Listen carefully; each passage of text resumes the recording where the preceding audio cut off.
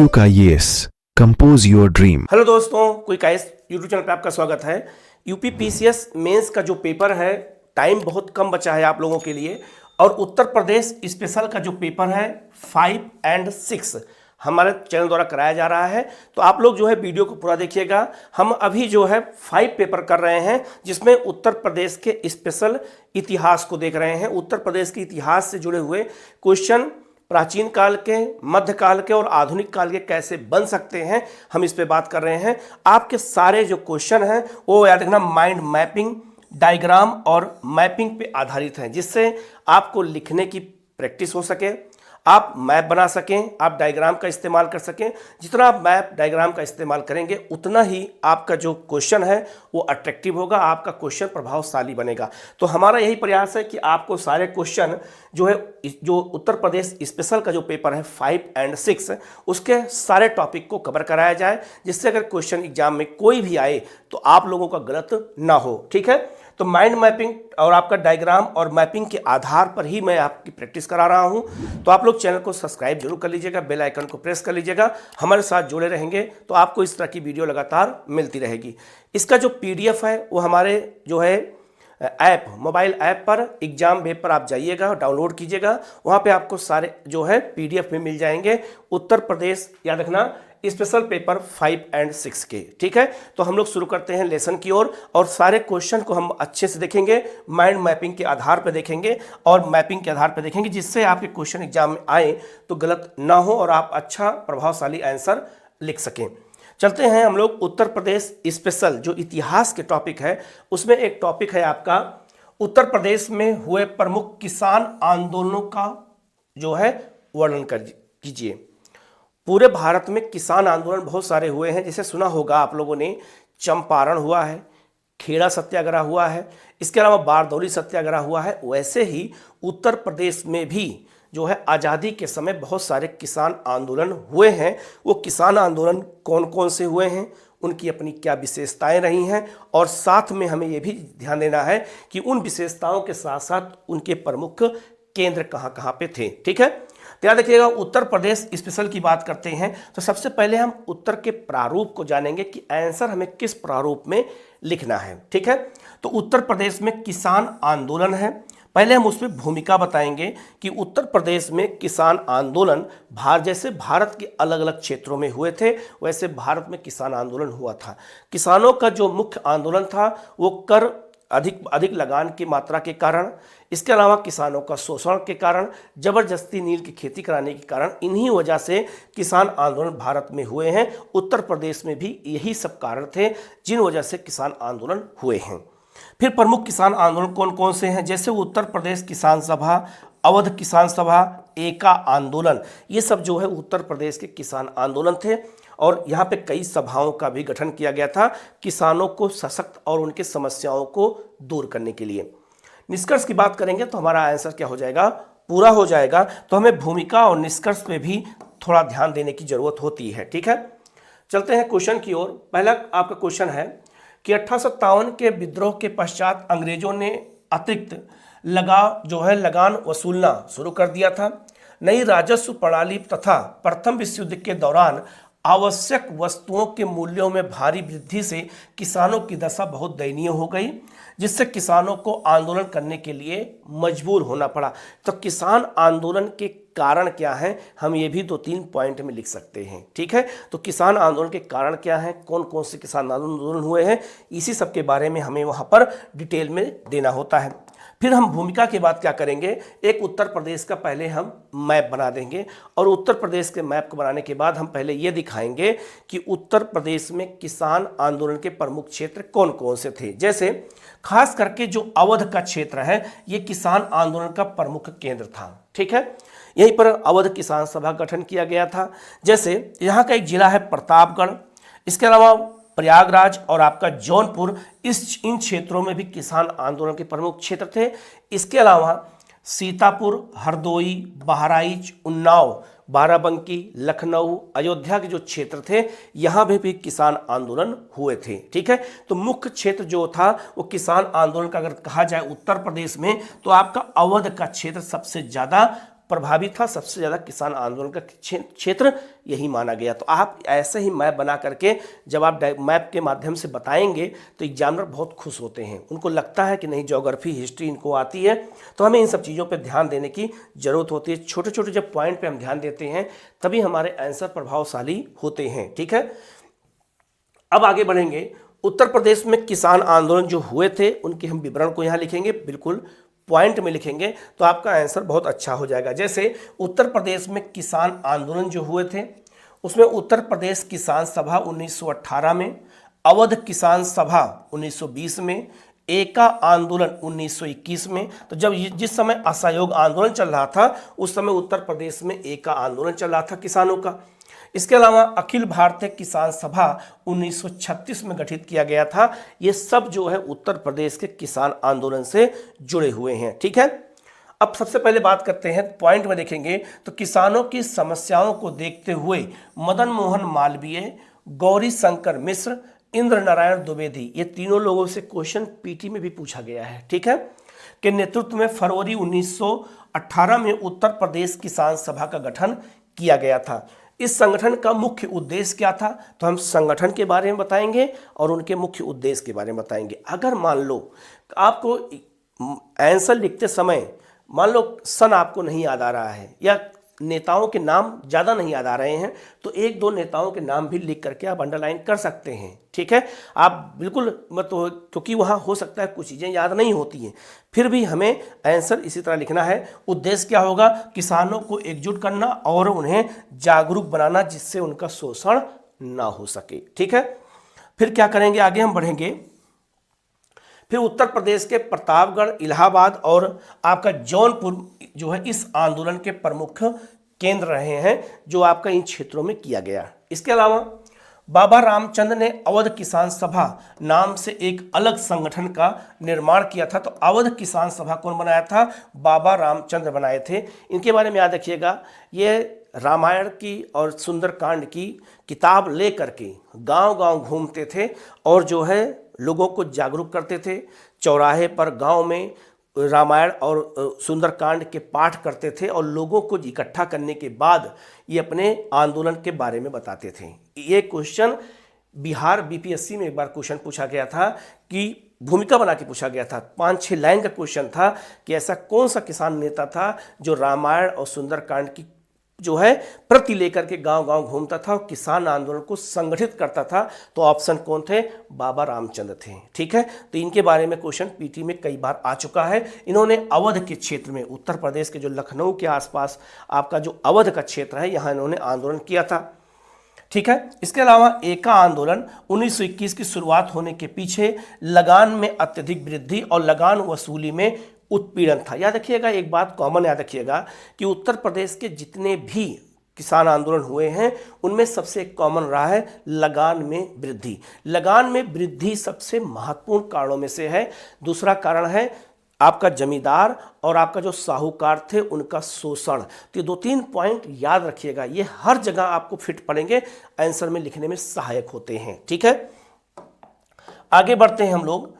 आगे है आपका, यह आंदोलन जो है मदारी पासी और सहदेव द्वारा शुरू किया गया था। तो एका आंदोलन जो शुरू किया गया था वो मदारी पासी और सहदेव के नेतृत्व में सीतापुर, हरदोई और बहराइच के किसानों ने शुरू किया था। तो जो एका आंदोलन का क्षेत्र था, आप मैप पे भी बताया था, सीतापुर, हरदोई, बहराइच, उन्नाव, इन सब क्षेत्रों में इन्होंने किसानों को संगठित किया था। अखिल भारतीय किसान सभा का प्रथम अधिवेशन 1936 में लखनऊ में हुआ था, स्वामी सहजानंद सरस्वती के नेतृत्व में। ठीक है, तो अखिल भारतीय, अखिल का मतलब होता है ऑल इंडिया, अखिल भारतीय मतलब ऑल इंडिया। तो उत्तर प्रदेश के अलावा बिहार, आंध्र प्रदेश, उड़ीसा, इन सब क्षेत्रों के जो छोटे छोटे किसान आंदोलन थे, संगठन थे, सबको मिला करके 1936 में अखिल भारतीय किसान सभा का गठन किया गया था। उसका पहला अधिवेशन 1936 में हुआ था। कहाँ पर, लखनऊ में हुआ था। तो ये उत्तर प्रदेश के लिए महत्वपूर्ण है। दूसरा, स्वामी सहजानंद सरस्वती, याद रखिएगा, ये बिहार के किसान नेता थे और इन्होंने जो है पूरे बिहार में किसान आंदोलन को नेतृत्व किया था। तो इनका योगदान उत्तर प्रदेश में कब हुआ, जब इन्होंने अखिल भारतीय किसान सभा का गठन किया और लखनऊ में पहला अधिवेशन हुआ। तो ये बहुत महत्वपूर्ण पॉइंट है, हमें याद रखना है। ठीक है। अब ये आपका आंसर पूरा हो जाएगा, बस आप निष्कर्ष में लिखेंगे कि उत्तर प्रदेश में हुए किसान आंदोलन ने किसानों को एकजुट करने के साथ साथ उन्हें जागरूक करने में भी सफलता प्राप्त की थी। तो याद रखना, क्वेश्चन आपका ऐसे ही प्रभावशाली बनेगा। पॉइंट में आंसर लिखना है, मैप के माध्यम से, डायग्राम के माध्यम से। जितना आप इसका इस्तेमाल करेंगे उतना उत्तर प्रदेश के पेपर 5 और 6 में आपको नंबर ज़्यादा मिलेगा, ठीक है। दूसरा क्वेश्चन आपका है मध्यकालीन भारतीय इतिहास से है, जो उत्तर प्रदेश के संदर्भ में पूछा गया है। क्वेश्चन क्या है कि मध्यकाल में हुए भक्ति आंदोलन में उत्तर प्रदेश की भूमिका का मूल्यांकन कीजिए। तो भक्ति आंदोलन जो हुआ था उसमें जो भक्ति आंदोलन के प्रमुख संत थे और उत्तर प्रदेश की उसमें क्या भूमिका थी, कौन कौन से ऐसे भक्ति आंदोलन के संत थे जिनका संबंध उत्तर प्रदेश से था, यही क्वेश्चन पूछा गया है। तो सबसे पहले हम उत्तर का प्रारूप क्या देखेंगे कि उत्तर प्रदेश में भक्ति आंदोलन जो हुआ था, पहले हम भूमिका बता देंगे, फिर प्रमुख भक्ति आंदोलन के संत कौन थे, तो रामानंद, कबीर, रैदास, सूरदास और रसखान, इनका सब का संबंध किससे था, तो उत्तर प्रदेश से था। उत्तर प्रदेश के क्षेत्र में ही इनका प्रमुख कार्य था। इसके अलावा निष्कर्ष लिख देंगे तो हमारा आंसर क्या हो जाएगा, पूरा हो जाएगा। तो उत्तर के प्रारूप को बार बार देखना जरूरी है, क्योंकि ये एक जो आपका जो दिमाग है उसमें बात को बैठाना है कि हमें आंसर लिखते समय जल्दबाजी नहीं करनी है, हमें सिस्टमेटिक ढंग से आंसर को लिखना है, ठीक है। तो इस वीडियो का मतलब यही होता है देखने का, केवल आपको हम एक तरह से बता रहे हैं कि आंसर कैसे लिखा जाता है, बाकी नोट्स तो हर जगह पे है, ठीक है। ध्यान देना, भक्ति आंदोलन का प्रारंभ दक्षिण भारत से हुआ था। याद रखिएगा, एक कहावत है कि भक्ति आंदोलन का जो प्रारंभ हुआ था वो दक्षिण भारत से हुआ था। दक्षिण भारत में भक्ति आंदोलन का जन्म हुआ, पश्चिमी भारत में वो फली फूली और उसका जो है जवान हुई, और आपका उत्तर भारत में उसका जो है विस्तार हुआ, ठीक है। ये कहावत है। तो भक्ति आंदोलन का प्रारंभ दक्षिण भारत से हुआ तथा शंकराचार्य, अलवार, नैनार संतों द्वारा पुरस्कृत किया गया तथा उत्तर प्रदेश में रामानंद द्वारा इसका प्रारंभ और विस्तार किया गया। उत्तर प्रदेश में रामानंद के शिष्यों जैसे कबीर, रैदास, धन्ना, सेना ने इस परंपरा को आगे बढ़ाया। तो उत्तर प्रदेश में भक्ति आंदोलन में सबसे बड़ी भूमिका किसकी थी, रामानंद की थी, जो अपने आप में बहुत महत्वपूर्ण पॉइंट है। इसको हमें क्वेश्चन में लिखने की जरूरत पड़ेगी, ठीक है। आगे बढ़ते हैं। फिर हम जब भूमिका बता देंगे तो भूमिका के बाद जो दूसरा आपका टॉपिक आएगा उसमें हम पहले मैप बताएंगे। हम उत्तर प्रदेश के एटलस के माध्यम से ये बताएंगे कि उत्तर प्रदेश में भक्ति आंदोलन के प्रमुख केंद्र कौन कौन से थे। बहुत से लोग नहीं सोच पाते हैं मैप बनाना, हमें इस काम को कर लेना है, ठीक है।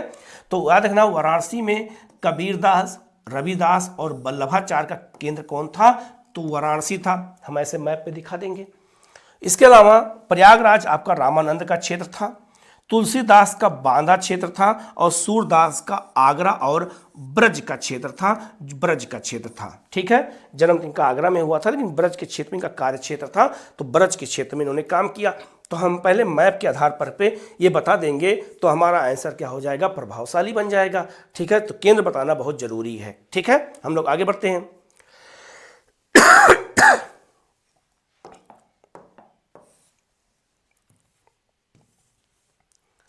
अब आगे हम लोग क्या करेंगे, तो याद रखिएगा उत्तर प्रदेश में भक्ति आंदोलन की बात करेंगे तो पहला पॉइंट में हम सारे आंसर क्या लिखेंगे, तो हम सारे आंसर को पॉइंट में लिखेंगे। पहला पॉइंट क्या है कि भक्ति आंदोलन धार्मिक समरसता और सहिष्णुता का परिचायक था। रामानंद ने सगुण भक्ति धारा और कबीर ने निर्गुण भक्ति धारा के विकास में योगदान दिया। तुलसीदास, रैदास, इसके अलावा आपका मलुकदास, सूरदास और वल्लभाचार्य ने अपनी रचनाओं जैसे रामचरितमानस, सूरसागर आदि से भक्ति आंदोलन को मजबूत किया। तो भक्ति आंदोलन को मजबूत करने में संतों ने जिन पुस्तकों की रचना की थी अपने अपने जो है स्थानीय भाषा में किया था, जो वहाँ की लैंग्वेज को वहाँ के स्थानीय लोग समझ सकते थे, तो उससे काफ़ी प्रभाव पड़ा। भक्ति आंदोलन को मजबूत करने में जो है सफलता मिली। भक्ति आंदोलन को मजबूत करने में सबसे बड़ी सफलता यही है कि उन्होंने स्थानीय भाषा का इस्तेमाल किया, स्थानीय भाषा में किताबों को लिखा जिससे आम जनता को समझने में आसानी हुई, ठीक है। इसके अलावा उत्तर प्रदेश तत्कालीन समय में उत्तर भारत का भक्ति आंदोलन का केंद्र बन गया, जिससे अन्य क्षेत्रों में भी इसका विस्तार देखा गया, ठीक है।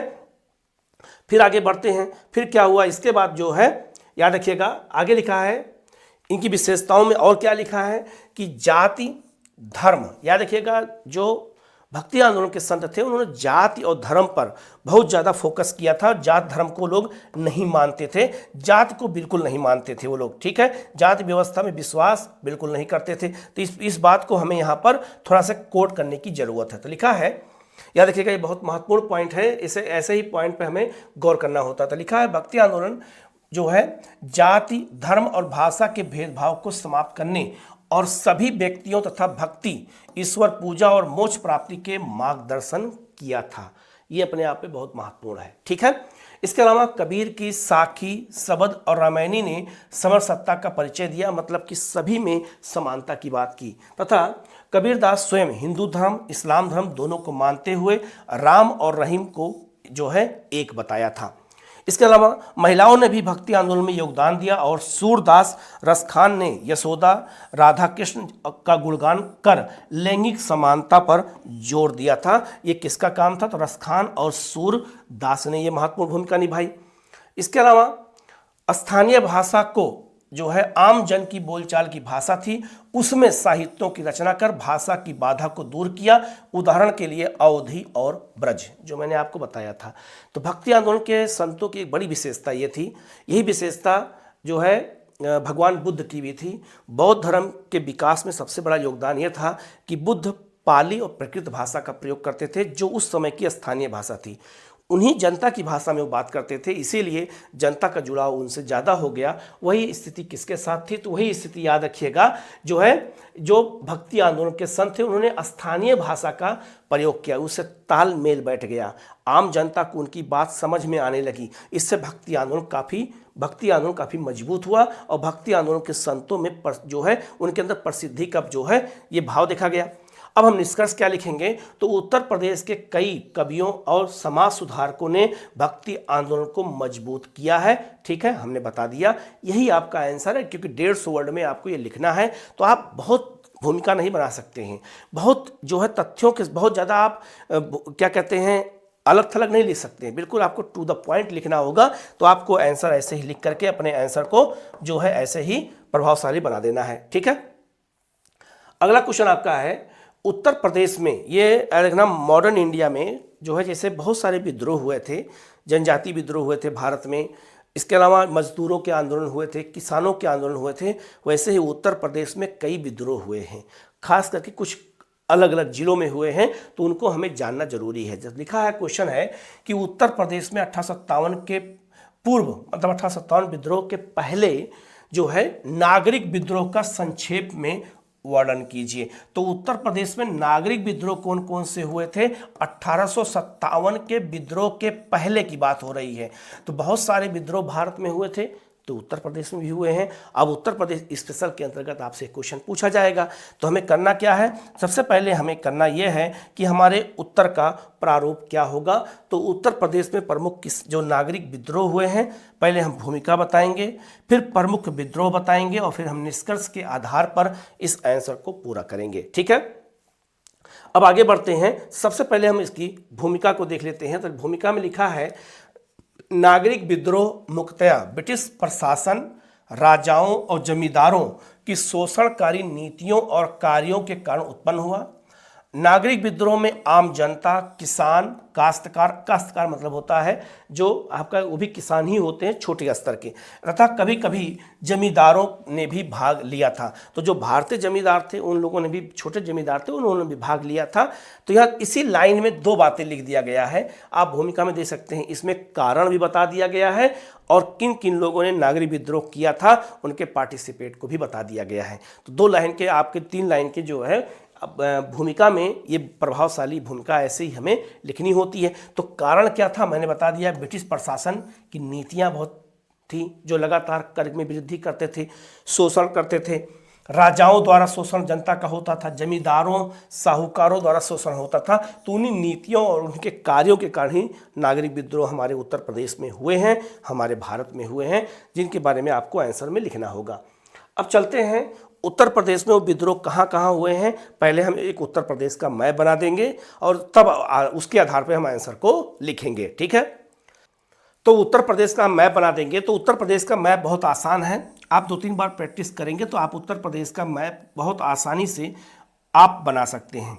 ठीक है, ये उत्तर प्रदेश का ऐसे ही आपको मैप बना लेना है और उत्तर प्रदेश के मैप में कहाँ कहाँ पर नागरिक विद्रोह हुए हैं उन जिलों को, उन केंद्र को आपको दिखा करके आपको बाहर ऐसे ही मैप बना देना है। तो मैप बनाने से क्या होगा, आपका आंसर काफ़ी प्रभावशाली हो जाएगा, आपको नंबर ज़्यादा मिलेगा। अब उत्तर प्रदेश में कौन कौन से नागरिक विद्रोह हुए हैं, कहाँ कहाँ हुए हैं, तो गोरखपुर, बस्ती और बहराइच में 1781 में विद्रोह हुआ था। वारेन हेस्टिंग द्वारा युद्ध के खर्च में बढ़ोतरी के कारण अवध क्षेत्र में अंग्रेज अधिकारियों को इजारेदारी के लिए नियुक्त किया गया था, अर्थात जमींदारी के लिए नियुक्त किया गया था। 1778 में मेजर एलेक्जेंडर ने गोरखपुर और बहराइच के क्षेत्र में जो है 1 वर्ष हेतु 22 लाख रुपए की इजारे की राशि सुनिश्चित की, मतलब कि जमींदारी को वसूलने के लिए सुनिश्चित किया। वर्ष 1781 में व्यापक अत्याचार और शोषण के कारण जमींदारों और किसानों ने विद्रोह कर दिया, किंतु ब्रिटिश सेना ने विद्रोह को दबा दिया। तो गोरखपुर, बहराइच और बस्ती के क्षेत्र के किसानों ने विद्रोह किया था, ये आपको मैप पे दिखा देना है, लिख देना है। दूसरा आपका अवध का क्षेत्र। अवध का क्षेत्र याद रखना किसानों के लिए और इतिहास के लिए बहुत महत्वपूर्ण है। तो अवध में भी जो है नागरिक विद्रोह हुआ था 1799 में। तो लिखा है, अंग्रेजों की सहायता से वजीर अली खान सिंहासन पर बैठा था, किंतु संबंध खराब हुए और अंग्रेजों ने उसके चाचा को गद्दी से उतार दिया। परिणाम स्वरूप अली ने विद्रोह कर दिया। तो किसान आंदोलन जो है, जो यहाँ पर नागरिक विद्रोह जो हुआ था उसमें जो है अंग्रेजों की भूमिका थी। अवध में हुआ था नागरिक विद्रोह, खास करके वहाँ के जो वजीर थे उनको पद से हटाने के कारण, क्योंकि उनकी लोकप्रियता जनता में ज़्यादा थी। ठीक है, इसके बाद आगे बढ़ते हैं। देखना बुंदेलखंड में, उत्तर प्रदेश का जो दक्षिणी क्षेत्र है वो आपका बुंदेलखंड कहलाता है। तो बुंदेलखंड में अशांति हुई थी कब, 1808 से 12 तक। द्वितीय मराठा युद्ध से विजित बुंदेलखंड क्षेत्र में कंपनी द्वारा व्यापक शोषण किया गया। बुंदेल सरदारों ने स्थानीय जनता से मिलकर के विद्रोह किया था। विद्रोह समाप्ति के लिए वंशानुगत मुखिया प्रथा को समाप्त किया गया था, तब जाकर के विद्रोह क्या हुआ था, समाप्त हुआ था। तो आपका बुंदेलखंड भी नागरिक विद्रोह का केंद्र था। अब आगे बढ़ते हैं। बरेली में असंतोष हुआ था 1816 में। असंतोष का कारण था पुलिस कर का आरोपण, मतलब पुलिस कर लगा दिया गया था जनता पर। जबरन वसूली के दौरान महिला की मृत्यु हो गई, जिससे स्थानीय लोगों ने क्रोधित होकर के विद्रोह कर दिया और प्रांतीय न्यायाधीश के पुत्र की हत्या कर दी। तो नागरिक विद्रोह में हमेशा हत्याएं होती रही हैं, हिंसा का सहारा उन लोगों ने लिया था। इसके अलावा उत्तर प्रदेश में एक जिला है हाथरस। हाथरस में विद्रोह हुआ था 1817 में। क्यों हुआ था, तो दयाराम नामक एक व्यक्ति थे, वो गाँव के तालुकदार थे, वहाँ के जमींदार थे। तालुकदार को जमींदार भी कहा जाता था उत्तर प्रदेश में। तो हुआ क्या कि उनके अधिकार को छीन लिया गया और उनको सामान्य किसान के दर्जा दे दिया गया, इसीलिए विद्रोह हुआ था। तो कंपनी द्वारा दयाराम के अधिकार को छीनकर उनके साथ सामान्य किसान की भांति व्यवहार किया गया। स्थानीय जनता के साथ मिलकर दयाराम ने विद्रोह किया था। अतः 1857 की क्रांति के पूर्व इन नागरिक विद्रोहों ने जनता में संगठित करने में योगदान दिया, जिस कारण 1857 की क्रांति और सशक्त हो सकी। तो उत्तर प्रदेश में कौन कौन से किसान आंदोलन हुए हैं, 1857 की भूमिका क्या थी, ये देखना है। और नागरिक विद्रोह कौन कौन से हुए थे, यहाँ से क्वेश्चन पूछा जाएगा, तो आप इनको अच्छे से देख लेना, अगर यहाँ से क्वेश्चन आए तो गलत ना होने पाए। अगला क्वेश्चन उत्तर प्रदेश स्पेशल में मॉडर्न इंडिया का है, भारतीय राष्ट्रीय कांग्रेस से। क्वेश्चन क्या है कि उत्तर प्रदेश में हुए भारतीय राष्ट्रीय कांग्रेस के अधिवेशनों के संबंध में चर्चा करें। पूरे भारत में भारतीय राष्ट्रीय कांग्रेस के अधिवेशन होते थे, अलग अलग शहरों में होते थे। इन सम्मेलनों, हम इनको सम्मेलन भी कह सकते हैं, अधिवेशन भी कह सकते हैं, सत्र भी कह सकते हैं, बैठक भी कह सकते हैं। तो अलग अलग बैठक का कारण यह था कि अलग अलग जनता की, भारत के अलग अलग क्षेत्र की जनता को जागरूक करना था। उसी परिप्रेक्ष्य में देखा गया तो क्वेश्चन पूछा गया है कि उत्तर प्रदेश में कांग्रेस के कौन कौन से अधिवेशन हुए हैं, इनका हमें विवरण देना है। तो उत्तर प्रदेश स्पेशल क्योंकि पेपर है, तो उत्तर प्रदेश स्पेशल के बारे में ही आपसे पूछा जाएगा।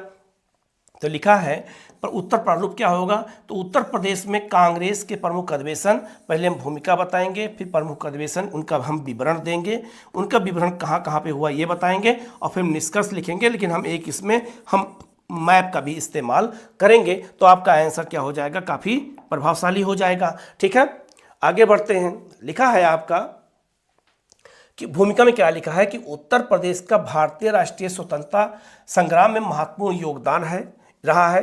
भारतीय राष्ट्रीय कांग्रेस की स्थापना वर्ष 1885 में हुई थी तथा 3 वर्ष बाद 1888 में प्रयागराज में कांग्रेस का तीसरा अधिवेशन हुआ था।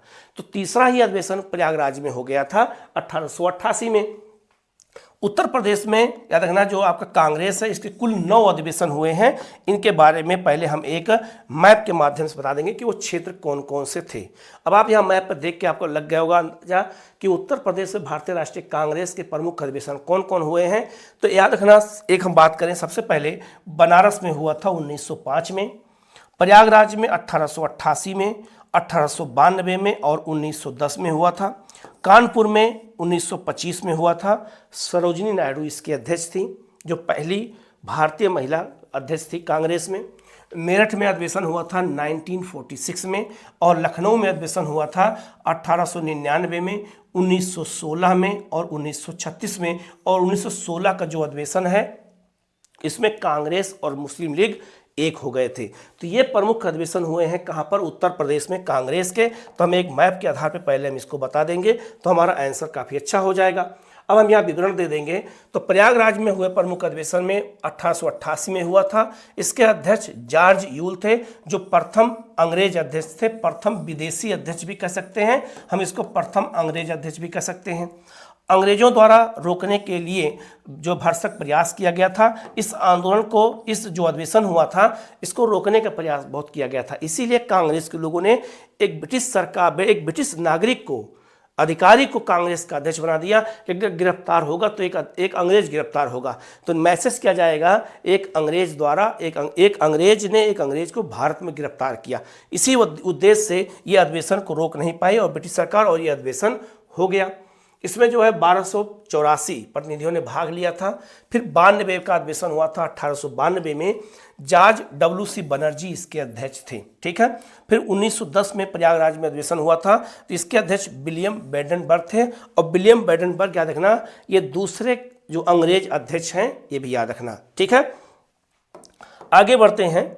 इसके बाद कांग्रेस का जो अधिवेशन होता है याद रखना, इसमें एक आपका जो है याद रखना कि लखनऊ में जो अधिवेशन हुआ था उसमें 1899 का अधिवेशन हुआ था। इसमें अध्यक्ष थे रमेश चंद्र दत्त थे।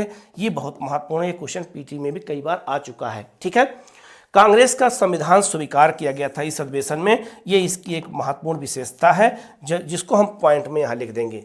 इसके अलावा याद रखिएगा प्रादेशिक कमेटियों के गठन का निर्णय लिया गया था यहीं पर, और सर सैयद अहमद खान ने इसका विरोध किया था जब 1899 में लखनऊ में अधिवेशन हुआ था। इसके बाद 1916 में अधिवेशन हुआ था कांग्रेस का। लखनऊ में अध्यक्ष थे अंबिका चरण मजूमदार थे। भारतीय राष्ट्रीय इतिहास का एक महत्वपूर्ण अधिवेशन था। इसमें मुस्लिम लीग और कांग्रेस का समझौता हुआ था और नरम दल और गरम दल क्या हो गए थे, एक हो गए थे। तो उन अधिवेशनों की हम विशेषताओं को भी वहीं पे लिख देंगे तो और अच्छा लगेगा आंसर, ठीक है। आगे बढ़ते हैं।